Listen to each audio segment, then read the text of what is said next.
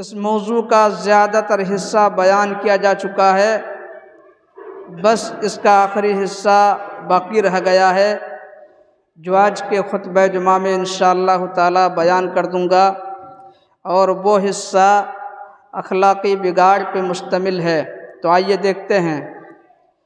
اخلاقی بگاڑ، آج ہمارے اخلاق میں بہت زیادہ گراوٹ ہے۔ غیبت ہے، چغل خوری ہے، بات بات پر غصہ کرنا ہے، تکبر و گھمنڈ کرنا ہے، اور ایک دوسرے کا مذاق اڑانا ہے۔ ذرا مثال دے کر سمجھا دوں، آج لوگ کس طرح ایک دوسرے کا مذاق اڑاتے ہیں۔ او دیکھو دیکھو فلانا آ رہا ہے، او لمبو جی ہیں، او ٹنگرو جی ہیں، او موٹو جی ہیں، اس کا باپ تو ایسا ہے، اس کی ماں تو ایسی ہے، اس کا خاندان تو ایسا ہے۔ اچھا 24 نمبر جا رہا ہے، اچھا پہلے شرابی تھا، کبابی تھا، جواری تھا، سٹے باز تھا، سود خور تھا، رشوت خور تھا، بے نمازی تھا، آج ہمیں سمجھانے آیا ہے۔ یعنی آدمی جب غلط راستہ چھوڑ کر صحیح راستے پہ آ جاتا ہے اور اپنے تمام گناہوں سے سچے دل سے توبہ کر لیتا ہے، پھر اپنے یار دوستوں کو سمجھانے کے لیے جاتا ہے، تو یہی کہا جاتا ہے کہ وہ 100 چوہے کھا کر بلی چلی حج کو۔ پہلے خود ایسا کرتا تھا، آج ہمیں سمجھانے کے لیے آیا ہے۔ یاد رکھیے، نبی صلی اللہ علیہ وسلم نے مذاق کیا ہے، لیکن کبھی کسی کا مذاق نہیں اڑایا۔ اس سلسلے میں 2 واقعات میں صحیح احادیث کی روشنی میں آپ کو سناؤں گا۔ پہلا واقعہ سنن ابی داؤد کے اندر ہے، آئیے پہلے حدیث سن لیتے ہیں۔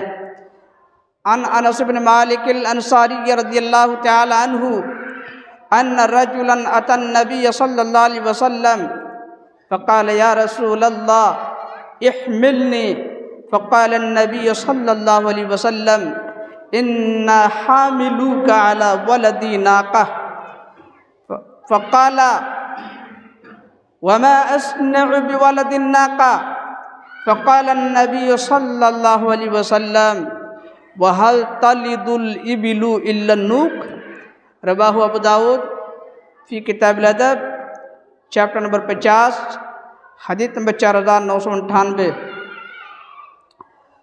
سیدنا انس بن مالک رضی اللہ تعالیٰ عنہ بیان کرتے ہیں کہ ایک آدمی نبی صلی اللہ علیہ وسلم کی خدمت میں آیا اور کہنے لگا، اللہ کے رسول مجھے ایک اونٹ دیجئے تاکہ میں اس پر سوار ہو کر جنگ کرنے کے لیے جا سکوں۔ تو نبی صلی اللہ علیہ وسلم نے فرمایا، میں تمہیں اونٹنی کا بچہ دوں گا۔ اس نے کہا، اللہ کے رسول میں اونٹنی کا بچہ لے کر کیا کروں گا؟ مجھے تو ایک صحت مند تندرست اونٹ چاہیے تاکہ اس کی پیٹھ پر بیٹھ کر میں دشمنان اسلام سے جنگ کرنے کے لیے جا سکوں۔ غور کیجئے گا، نبی صلی اللہ علیہ وسلم نے کہا، ارے بھائی اونٹ بھی تو اونٹنی کا بچہ ہے۔ گویا نبی صلی اللہ علیہ وسلم نے مذاق کیا۔ جب اس نے کہا کہ اونٹ چاہیے تو آپ نے کہا اونٹنی کا بچہ دوں گا، تو اس نے کہا اونٹنی کا بچہ لے کر کیا کروں گا، مجھے تو ایک اونٹ چاہیے۔ تو اللہ کے رسول صلی اللہ علیہ وسلم نے فرمایا کہ اونٹ بھی تو اونٹنی کا بچہ ہے۔ دیکھیے نبی صلی اللہ علیہ وسلم نے مذاق کیا، لیکن کبھی کسی کا مذاق نہیں اڑایا۔ اس سلسلے میں ایک بھی واقعہ آپ کو نہیں ملے گا۔ دوسرا واقعہ شمائل ترمذی، کتاب خصائل النبی صلی اللہ علیہ وسلم، چیپٹر نمبر 35، حدیث میں 238۔ سیدنا حسن بن علی رضی اللہ تعالیٰ عنہ بیان کرتے ہیں کہ ایک بوڑھی عورت نبی صلی اللہ علیہ وسلم کی خدمت میں آئی اور کہنے لگی اللہ کے رسول میرے لیے اللہ سے دعا کیجئے کہ اللہ مجھے جنت میں داخل کر دے۔ تو اللہ کے رسول صلی اللہ علیہ وسلم نے فرمایا کہ بوڑھی عورت جنت میں نہیں جائے گی۔ دیکھیے یہاں پہ اللہ کے رسول نے مذاق کیا، بوڑھی عورت جنت میں نہیں جائے گی، اتنا کہنا تھا فولت تب کی، روتے ہوئے واپس ہوئی، عمل کر رہی ہے، محنت کر رہی ہے، کوشش کر رہی ہے، اور سب سے بڑی بات وہ جنت کی امید لے کر آئی ہے، لیکن نبی صلی اللہ علیہ وسلم فرما رہے ہیں کہ بری عورت جنت میں نہیں جائے گی، روتے ہوئے جانے لگی۔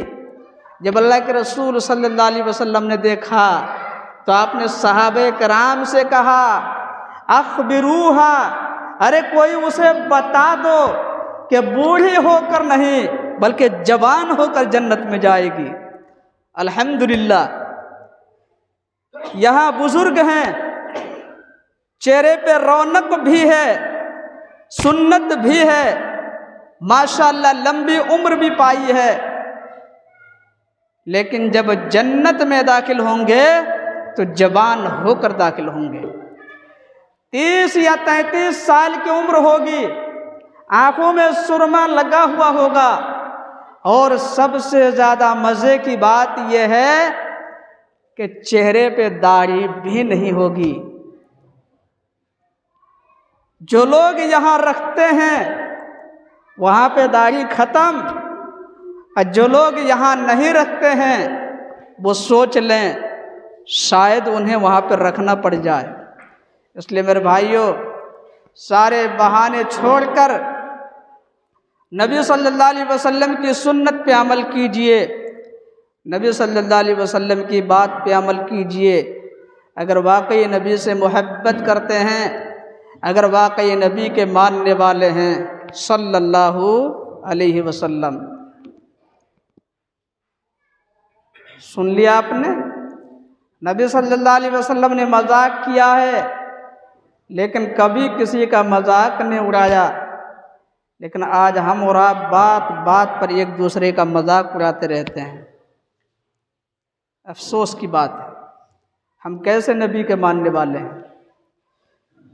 ہمارے ہاں ایک برائی یہ بھی ہے، جب کسی سے لڑائی ہوتی ہے یا کوئی کسی کا نقصان کر دیتا ہے تو فوراً کہا جاتا ہے کہ جیتے جی میں اس سے بات نہیں کروں گا۔ جی نہیں، ہم اور آپ چند دن کے لیے یہاں پہ زندہ ہیں، دنیا سے چلے جائیں گے، کیا لے کر جائیں گے؟ وہاں کچھ کام آئے گا؟ کچھ بھی کام نہیں آئے گا۔ وہاں اچھا اخلاق کام آئے گا، جو نیک کام کر کے جائیں گے وہ نیکی کام آئے گی وہاں پہ۔ کچھ لوگ بولتے ہیں اگر میں جھک گیا، اگر میں نرم پڑ گیا تو لوگ کہیں گے کہ فلاں کے اندر تو پاور ہی نہیں ہے۔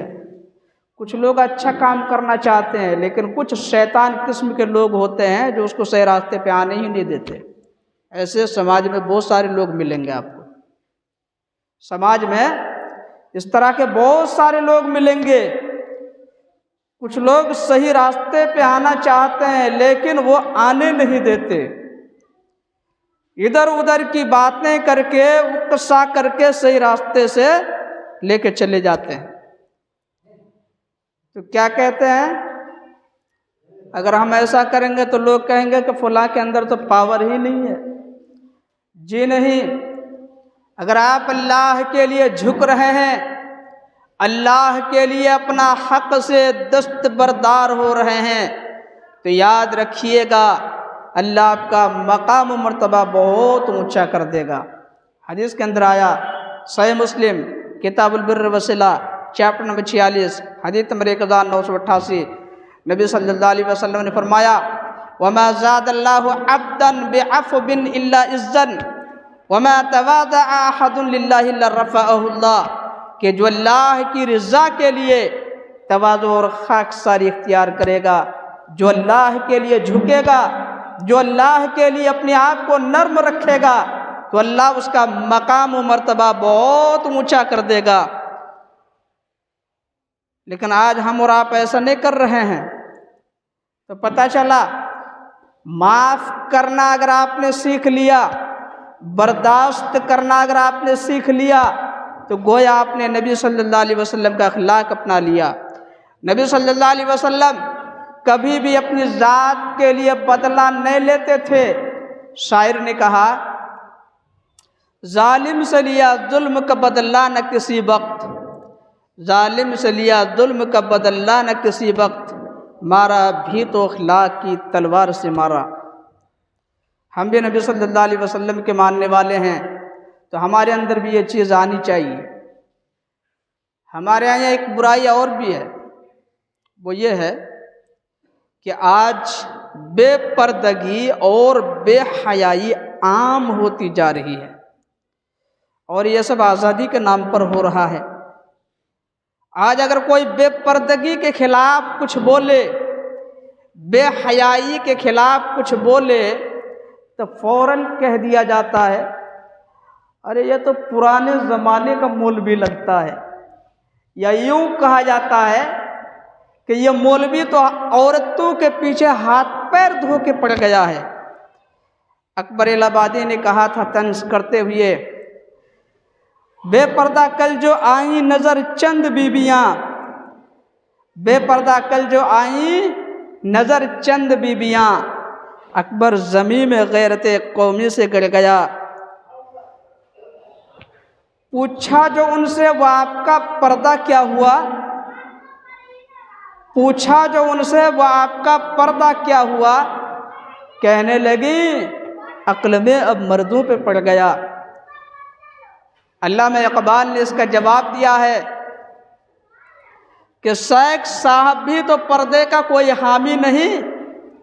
شیخ صاحب سے مراد اکبر الہ آبادی، کہ شیخ صاحب بھی تو پردے کا کوئی حامی نہیں، مفت میں کالج کے لڑکے ان سے بدزن ہو گئے۔ واعظ میں فرما دیا کل آپ نے صاف صاف، پردہ آخر کس سے ہو جب مرد ہی زن ہو گئے، یعنی جب مرد ہی عورت بن جائے تو عورت پردہ کس سے کرے۔ صفا چٹ چہرہ، ہپی کٹ بال، اسی طرح کان میں بالی، ہونٹوں پہ لالی، منہ میں گالی، اور اسی طرح جینس پینٹ ازار اور پائجامہ اتنا لٹکا کے رکھتے ہیں کہ زمین صاف ہو رہی ہے۔ سمجھ میں آ رہی ہے میری بات؟ ان فلمی دنیا نے سب کو برباد کر کے رکھ دیا ہے۔ ادھر ہالی ووڈ ہے، ادھر بالی ووڈ ہے، جگہ جگہ فلمی پوسٹر لگے ہوئے ہیں جن میں ننگی تصویریں بھی ہوتی ہیں۔ میرے بھائیو، یہ سب کیا ہے؟ یہ ہمارے اخلاق کو خراب کرنے والی چیزیں تو ہیں، اور رہی سہی کسر موبائل نے پورا کر دیا ہے۔ انہی چیزوں کے ذریعے ہمارے نوجوانوں کے اخلاق کو خراب کیا جا رہا ہے، اور اسلام کے دشمنوں کی سب سے بڑی سازش یہی ہے کہ مسلم نوجوانوں کو بیکار کر دو، مسلم نوجوانوں کو ناکارہ بنا دو، مسلم نوجوانوں کو خراب کر دو، پھر یہ مسلمان ہمارا کچھ نہیں کر سکتے۔ اور آج وہ اپنے مقصد میں کامیاب ہیں۔ آج ہمارے نوجوان کیا کر رہے ہیں، کہاں جا رہے ہیں، یہ مجھے بتانے کی ضرورت نہیں ہے۔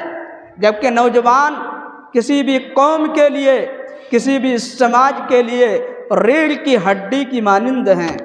جس سماج کے نوجوان صحیح نہ ہوں، جس قوم کے نوجوان صحیح نہ ہوں، اس قوم کی بربادی میں اور اس سماج کی بربادی میں کوئی شک نہیں کیا جا سکتا۔ اور آج ہماری بدقسمتی ہے کہ ہمارے نوجوان غلط راستے پہ جا رہے ہیں۔ افسوس کے ساتھ کہنا پڑتا ہے، آج ہمارے کلچر کو، ہماری تہذیب کو کوئی نہیں اپناتا، لیکن ہمارے نوجوان دوسروں کے کلچر اور دوسروں کی تہذیب پہ مرے جا رہے ہیں۔ دوسروں کی تہذیب اپنا کر دوسروں کا کلچر اپنا کر کے فخر محسوس کرتے ہیں۔ نوجوانوں، غیرت پیدا کرو اپنے اندر، کب تک اسلام کو بدنام کرتے رہو گے؟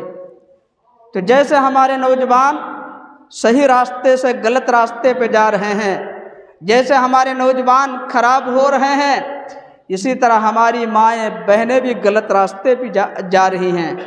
جبکہ عورتوں کے لیے شریعت میں یہ حکم ہے، شریعت نے یہ اصول بنا دیا ہے کہ عورتیں اپنے گھر کی چہار دیواری کے اندر رہیں، گھر سے بلا ضرورت نہ نکلا کریں، اگر نکلیں تو پردے کا اہتمام کریں، راستے میں چلیں، اگر ضرورت ہوئی راستے میں چلیں تو اپنی نگاہیں نیچی رکھیں، اپنی نظر کی حفاظت کریں، اور غیر مردوں سے اگر بات کرنے کی ضرورت پڑے تو اپنی آواز میں، اپنے انداز میں لچک نہ پیدا کریں تاکہ شیطان کو موقع نہ ملے۔ لیکن آج ہماری مائیں بہنیں کیا کر رہی ہیں؟ یہ شریعت نے اصول متعین کیا ہے، کون عمل کرے گا ان اصولوں پر؟ ہمیں اور آپ کو عمل کرنا پڑے گا، تب جا کر کے سماج سے برائی ختم ہوگی اور ہمارا سماج ایک اسلامی سماج بنے گا۔ نیپولن نے کہا تھا، تم مجھے اچھی مائیں دو، میں تمہیں اچھی قوم دوں گا۔ کون ہے جو حضرت اسحاق علیہ السلام کی ماں حضرت سارہ کو بھول جائے؟ کون ہے جو حضرت اسماعیل علیہ السلام کی ماں حضرت ہاجرہ کو بھول جائے؟ کون ہے جو حضرت عیسیٰ علیہ السلام کی ماں حضرت مریم کو بھول جائے؟ کون ہے جو حضرت زینب، رقیہ، ام کلثوم، فاطمہ کی ماں ام المومنین خدیجہ رضی اللہ عنہا کو بھول جائے؟ کون ہے جو حضرت حسن حسین کی ماں حضرت فاطمہ کو بھول جائے؟ اور کون ہے جو مومنوں کی ماں، ہم سب کی ماں ام المومنین عائشہ رضی اللہ عنہا کو بھول جائے؟ یہی وہ مائیں تھیں جن کی گود میں اسلام پلتا تھا، یہی وہ مائیں تھیں جن کی گود میں اسلام پلتا تھا، انہی گودوں میں انسان نور کے سانچے میں ڈھلتا تھا۔ آج کیا کر رہی ہیں ہماری مائیں بہنیں؟ کہاں جا رہی ہیں ہماری مائیں بہنیں؟ آج اچھے لوگ کیوں نہیں پیدا ہو رہے ہیں؟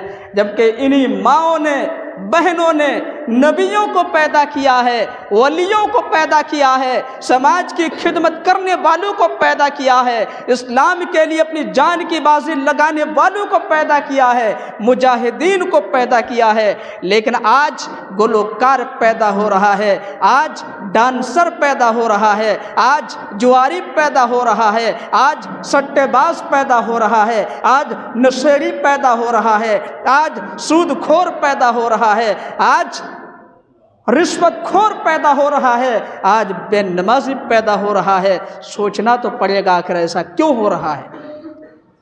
جواب بہت آسان ہے، اس کی سب سے بڑی وجہ یہ ہے کہ آج ہماری ماؤں نے، بہنوں نے اسلامی اقدار کو پامال کر دیا ہے اور اسلامی تعلیمات پر عمل کرنا چھوڑ دیا ہے، اس لیے اچھے لوگ نہیں پیدا ہو رہے ہیں۔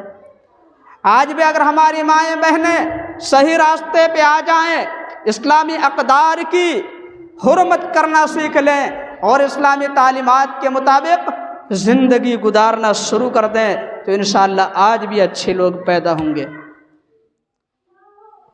ہمارے ہاں ایک خرابی یہ بھی ہے، ماں باپ کی نافرمانی ہو رہی ہے اور خوب جم کے لوگ ماں باپ کی نافرمانی کر رہے ہیں۔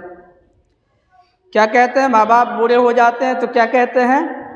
اپنے باپ سے کہتے ہیں، یہ بڈھا خاموش رہو، بڈھا کھسک گیا ہے، بڈھا ٹرٹرا رہا ہے، بڈھے کو گھر سے نکال دو، بڈھے کو مارو۔ اسی طرح ماں عمر دراز ہو گئی، کیا کہتے ہیں؟ بڑھیا کھسک گئی ہے، بڑھیا ٹرٹرا رہی ہے، بڑھیا کو مارو، نکال دو گھر سے۔ اچھا، ہم اپنا بچپن بھول گئے؟ ہم جب بیمار ہوتے تھے تو ہمارے لیے وہ کتنے پریشان رہا کرتے تھے۔ ہمارے ابو جان اپنا سب کچھ چھوڑ کر کے ہمیں اپنے کندھے پہ بٹھا کر کے یا اپنی گودی میں اٹھا کر کے ہاسپٹل لے جایا کرتے تھے۔ اسی طرح جب ہم بیمار ہو جایا کرتے تھے تو ہماری امی جان ہمارے لیے پوری رات परेशान रहा करती थी। इसी तरह सख्त सर्दी के मौसम में जब हम पेशाब कर दिया करते थे अपनी जगह पे, तो हमारी अम्मी जान हमारी गीली जगह पे सोया करती थी और हमें अपनी सूखी जगह पे सुलाया करती थी। इसी तरह आज हम और आप जिस मकाम पर भी हैं, उस मकाम पर पहुंचाने में अगर किसी का हाथ है तो सबसे बड़ा हाथ हमारे माँ बाप का है, हमारे माँ बाप की कुर्बानियाँ हैं। लेकिन हमारी बदबख्ती है कि आज हम अपने माँ बाप की कद्र नहीं करते, हम अपने माँ बाप की इज्जत नहीं करते, दूसरे सारे लोगों से अच्छे ताल्लुकात बना के रखे हैं, दूसरे लोगों की इज्जत करते हैं, दूसरे लोगों से अच्छा सलूक करते हैं। इसी तरह फेसबुक में हज़ारों दोस्त बना के रखे हैं, लेकिन माँ बाप से एक अच्छी बात कहने के लिए तैयार नहीं है। ऐसे बदबख्त लोगों को याद रखना चाहिए कि उनका भी ज़माना पलट के आएगा, उनकी औलाद भी उनके साथ वैसा ही सलूक करेगी जैसे वो अपने माँ बाप के साथ किए थे या अपने माँ बाप के साथ कर रहे हैं। शायर कहता है, जैसी करनी वैसी भरनी, न माने तो करके देख। जैसी करनी वैसी भरनी, न माने तो करके देख। जन्नत भी है, दोज़ख भी है, न माने तो मर के देख। हाँ, कुछ औरतें हैं जो घर में आग लगाने में बहुत आगे हैं, घर का सुकून बर्बाद करने में बहुत आगे हैं। कोई भी बात होती है, जैसे मर्द घर में आता फौरन लगा देती हैं। इसी तरह कुछ सास जो टिपिकल किस्म की होती हैं, जो बर्दाश्त ही नहीं करती। बेटा अगर बीबी के लिए कुछ करता है या बीबी के लिए कुछ लाता है तो फौरन कहती है, ओहो जोरू का गुलाम बन गया। हालांकि वही काम उनका दामाद जब उनकी बेटी के लिए करता है तो बहुत अच्छा लगता है। ये दोगली पॉलिसी क्यों भाई? वो भी तो किसी की बेटी है। अगर हम उनको अपनी बेटी बना के रखेंगे तो यकीन मानिए वो हमें सर का ताज बना कर रखेंगी, लेकिन हमने भेदभाव करके रखा है, हमने दोगली पॉलिसी इख्तियार कर रखी है। बेटी के लिए कुछ और नजरिया और बहू के लिए कुछ और नजरिया। बहू से अगर कोई गलती होती है तो हम उसे आसमान पे चढ़ा लेते हैं, आसमान सर पे उठा लेते हैं। वही गलती अगर बेटी से हो जाती है तो कोई बात नहीं। तो घर कैसे सही बनेगा भाई? तो अगर ऐसा मसला आ जाए तो मैं कहना चाहूँगा, ऐसे मर्दों से, ऐसे लोगों से आप बीच का रास्ता इख्तियार कीजिए। अपनी अम्मी जान से कहिए, अम्मी जान आप काफ़ी उम्र दराज हो गई हैं, छोड़िए पुराने ख्यालात को। अगर पुराने ख्यालात को पकड़ी रहेंगी तो मसला हो जाएगा। और बीबी को भी समझाइए, अरे फलानी ये मेरी अम्मी जान है, काफ़ी उम्र दराज हो गई हैं, आप भी अम्मी जान बनेंगी ना तो आपका भी यही मसला होगा, फिर आप क्या कीजिएगा? तो हिकमत से, समझदारी से काम लीजिए। आपके माँ बाप हैं भाई, जब आपको इतनी मेहनत से इतना दुख दर्द उठा के पाले हैं, बड़ा किए हैं, इतने जालिम तो नहीं हो सकते आप पे जुल्म कर सकते वो? हरगिज़ नहीं कर सकते। आप प्यार से समझाइए, उनकी समझ में बात आ जाएगी। अगर आप इस तरीके से घर का माहौल बना के रखेंगे तो इंशाअल्लाह ताला आपका घर जन्नत बन जाएगा। लेकिन छोटी छोटी बात को लेकर अगर बात का बतंगड़ बना के रखेंगे तो घर जीते जी जहन्नम बन जाएगा। और आज के समाज में यही हो रहा है। इसी तरह हमारे समाज में शौहर बीवी के झगड़े हैं, पड़ोसियों का झगड़ा है, खानदान का झगड़ा है, भाई भाई का झगड़ा है। इतने झगड़े हैं, इतने इख्तिलाफात हैं, इतनी बुराइयां हैं, इतने बिगाड़ हैं कि हम उन्हें चाहकर भी शुमार नहीं कर सकते। मेरे भाइयों, हमारे घरों में, हमारे समाज में जितनी किस्म के बिगाड़ हैं या जितनी किस्म की बुराइयां हैं, अगर हम और आप चाहें तो अपने आप सब खत्म हो जाएंगे। कैसे?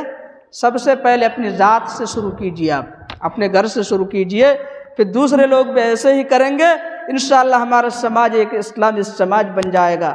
لیکن آج جو ہمارے سماج سے بگاڑ ختم نہیں ہو رہے ہیں، ہمارے سماج سے برائیاں ختم نہیں ہو رہی ہیں، اس کی سب سے بڑی وجہ یہ ہے کہ آج ہم اپنی کمی یا اپنی برائی دور کرنے کے لیے تیار نہیں ہیں۔ خود کی بیٹی کیا کر رہی ہے، خود کا بیٹا کیا گل کھلا رہا ہے، خود کی بیوی کیا کر رہی ہے، اس کی کوئی پرواہ نہیں، اس کی فکر کوئی نہیں، لیکن فلاں کی بیٹی ایسی کر رہی ہے، ہاں فلاں کا بیٹا ایسا کر رہا ہے، ہاں فلاں کی بیوی ایسی کر رہی ہے۔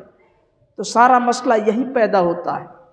آپ دوسروں کو مت دیکھیے، خود اپنے آپ کو دیکھیے، اپنے گھر کو دیکھیے، پھر اپنے آپ ہمارا سماج صحیح ہو جائے گا۔ لیکن افسوس ہم اور آپ ایسا کرنے کے لیے تیار نہیں ہوتے، ہم صرف دوسروں پہ کمنٹ کرتے رہتے ہیں، دوسروں کی کھچائی کرتے رہتے ہیں، دوسروں کی برائیاں بیان کرتے رہتے ہیں، لیکن خود کے اندر کتنی برائیاں ہیں، خود کے اندر کتنی کمیاں ہیں، خود کے اندر کتنے بگاڑ ہیں، ان کی ذرہ برابر بھی پرواہ نہیں۔ اس لیے آج ہمارا سماج دن بدن بگڑتا جا رہا ہے۔ تو اس موضوع سے متعلق بہت ساری اہم باتیں میں نے بتائی کئی جمعوں میں۔ اگر یہ باتیں آپ اپنے ذہن میں رکھے ہوں گے اور ان باتوں کے مطابق زندگی گزارنے کی کوشش کریں گے تو انشاءاللہ تعالی ہمارا سماج بہت اچھا بن جائے گا اور ایک اسلامی سماج بنے گا۔ اللہ سے دعا ہے اللہ تعالی ہمیں اپنے سماج سے برائیاں ختم کرنے کی توفیق دے۔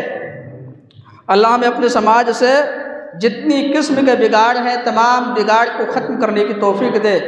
سب سے پہلے اللہ ہمیں اپنی ذات سے شروع کرنے کی توفیق دے، اللہ ہمیں اپنے گھر سے شروع کرنے کی توفیق دے۔